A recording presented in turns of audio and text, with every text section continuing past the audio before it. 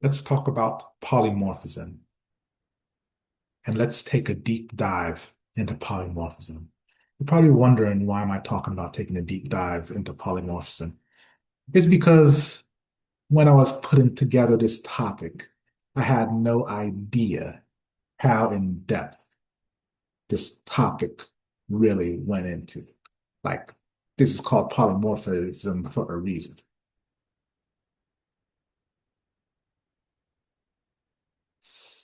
So today, we're going to talk about polymorphism. We're going to focus on overriding and overloading. However, there are some related topics of interest to cover, which is where the deep dive part comes in. We will talk about the super keyword. So we're going to invoke super. We will talk about the final keyword and where that plays a role. We will talk about widening and overload resolution.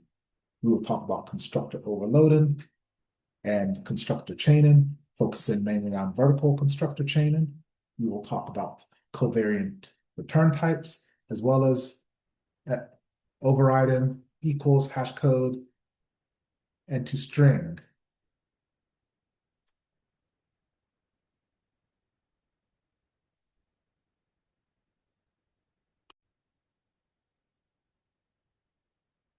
How to fix that to string method. Polymorphism in Java. Polymorphism means one interface, many behaviors. Basically, if you look at the word polymorphism, poly is many, morph is shape, so many shapes. And in Java, in our classes, our methods can take many forms. You can have the same method name, but different behavior. Or you can have the same method name, but different parameter lists, different set of arguments. And this is integral to writing flexible and extensible Java code. So there are two types of polymorphism. You have the compile time early polymorphism, which we will refer to from now on as overloading. And then we have our runtime late polymorphism, which we will refer to as overriding. So let's start by talking about overriding, which is runtime polymorphism. So overriding requires inheritance. And that is because when you override a method, the child class is overriding the parent class method. So you have this parent class animal with a speak method, which has its own implementation.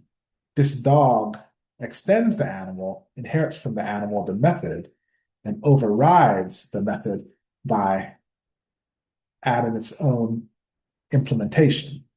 The method signature is the same. So the name of the method is the same. The parameter list is the same, which is a parameter list of 0, but the implementation is different. And the reason this is called runtime polymorphism is because the method selection happens at runtime.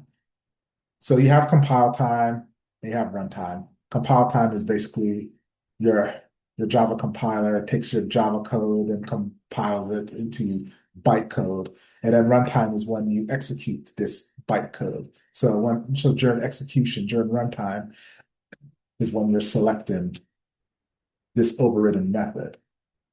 And if you want to think about another way to remember it, you know, riding looks a lot like running, but however you like to remember it. And this enables true polymorphic behavior.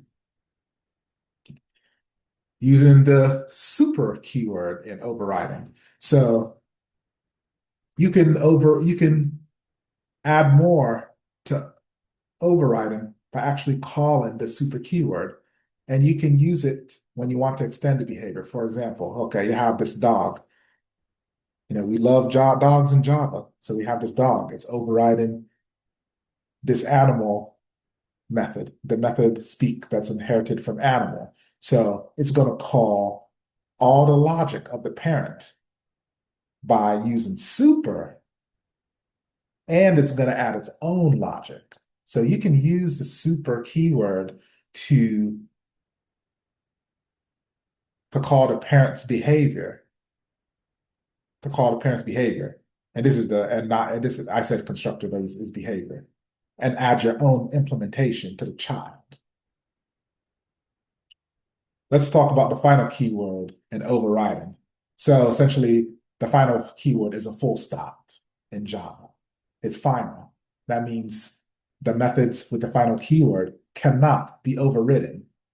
So that means the subclass cannot override this method. It can inherit this method, you just can't override it. Like you can't change the implementation. And it's used for mainly for security purposes. I mean, think about it. Okay, you have an animal, it's breathing, right? It breathes a certain way. You kind of don't want to change it implement to implement it in a way that it stops breathing. Think about it that way.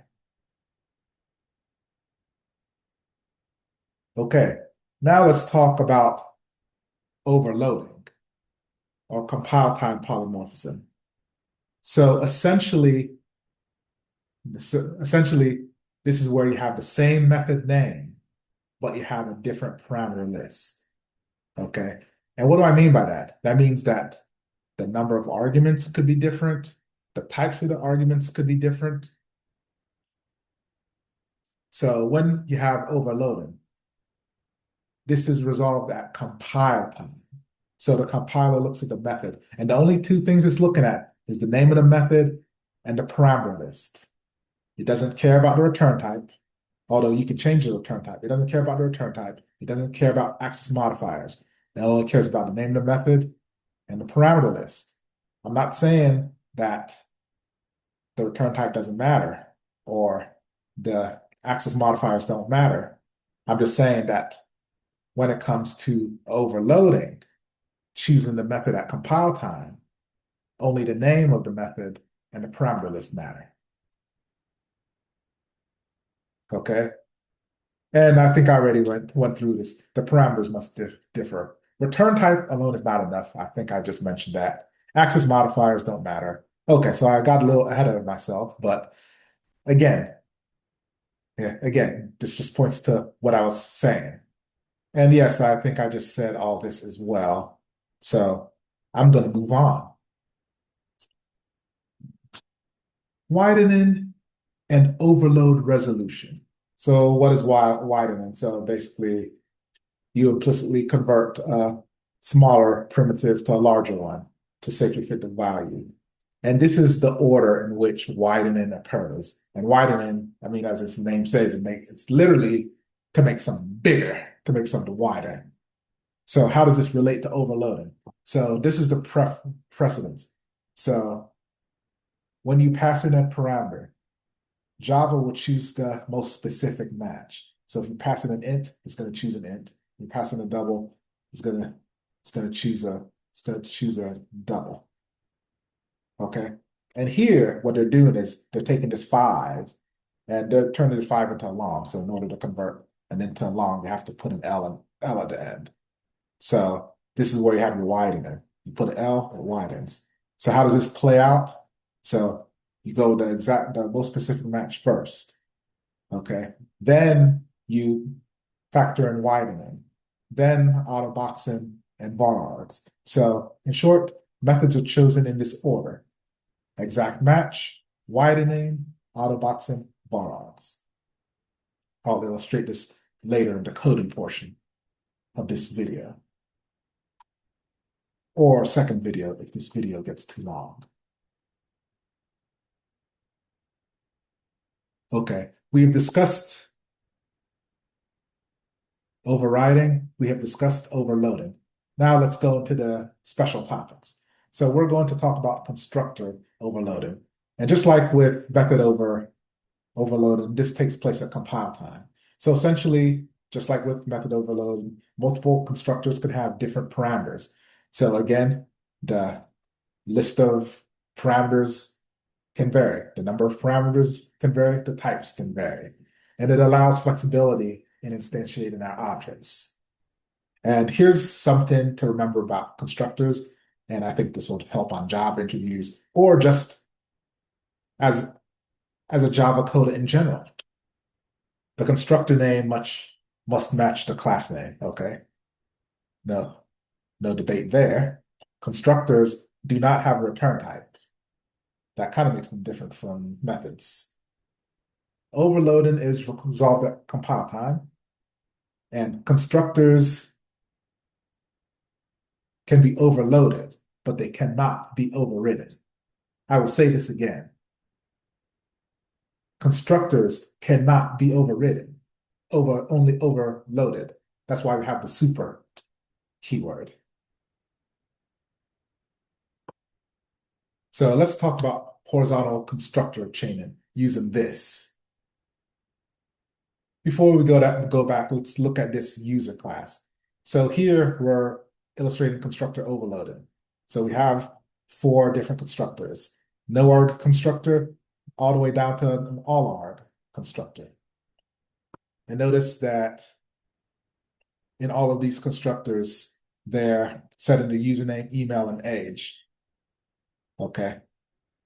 But what if we could use vertical constructor chaining to refactor this?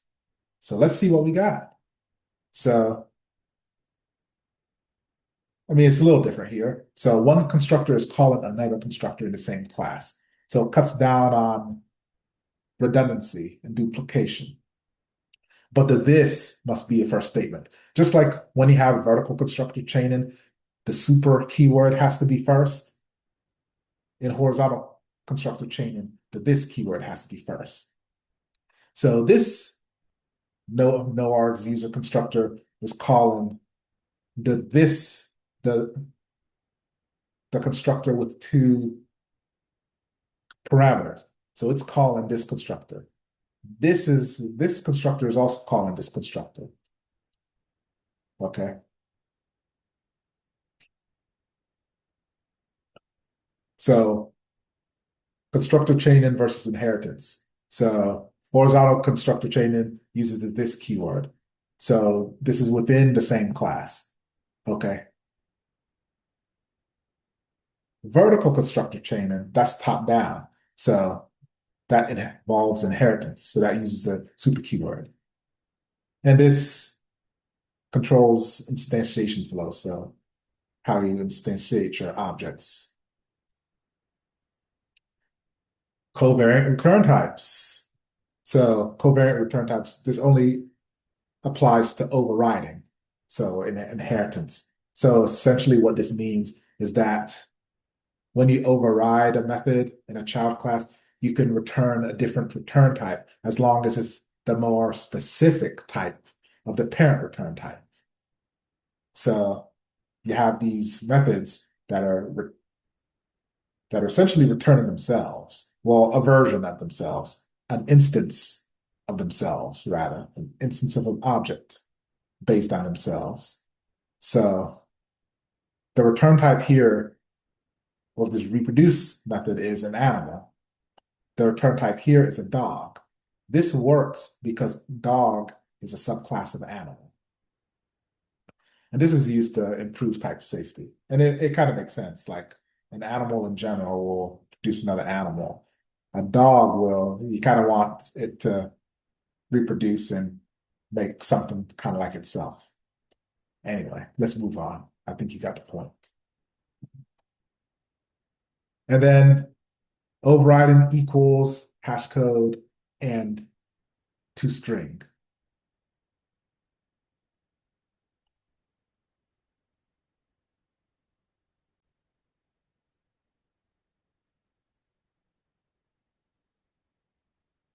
So it's part of standard practice to occasionally override the equals, hash code, and toString. So let's talk about this. And here we have all this logic to override the respective methods. However, the Eclipse IDE can do it for you. And I suspect IntelliJ can probably do it too. I'm not as familiar with IntelliJ. So overriding the equals. So you have to define logical equality. So whenever you're comparing an object to another, you have to compare not only the class of the object, but its fields. So it's saying it must follow symmetry, reflexivity, and transitivity. Essentially, it's fancy speak for the math has to add up. Like A has to equal A. If A equals B, then B equals A. That's a reflexivity. And transitivity. If A equals B and B equals C, then A has to equal C. So yeah, it's math. And yes, I had to look this up. Overriding hash code. So if you override equals, you have to override hash code because you're comparing the hash codes when you're comparing objects. And equal objects have the same hash code. And I think we've seen this already when we were discussing strings and we were comparing the hash codes of strings to demonstrate that strings are immutable because if you create a string, then and you have another variable pointing to that string, the hash codes will be equal because it's the same object in memory. But anyway, and this is especially critical for hash-based collections such as hash map and hash set, which will be discussed in the future. And then overriding the string method. It improves logging and debugging. So essentially what it's trying to say is instead of getting some output that's illegible to people, like if you don't use the toString method, for example, and you try to print an object in the console, you're going to get some weird looking thing with weird letters and a number. Essentially, the string representation of a hash code. So it avoids those useless default object references I was just talking about. And it's common practice to do this. So let's again talk about overriding versus overloading. So overriding occurs at runtime, overloading occurs at compile time. So that means that in overriding, the inherited method is selected at runtime. In overloading, at compile time, that's when the method is selected. So at compile time, you already know which overloaded method you're going to execute. Overriding requires inheritance. Overloading does not require inheritance. Overriding, the method signature is exactly the same. Overloading, the parameter list is different. Different number of arguments, different type of arguments. Overriding supports polymorphism. Overloading is more resolution, but of course it is part of polymorphism, or else we wouldn't be talking about it. So, where does this leave us? So, polymorphism lets the same method name behave differently at compile time through overloading and runtime through overriding. In summary, overloading happens at compile time, overriding happens at runtime. Super can be used to extend behavior. Final locks it down. Constructors can overload and chain. Covariant return types improve safety. Equals in hash code must always agree.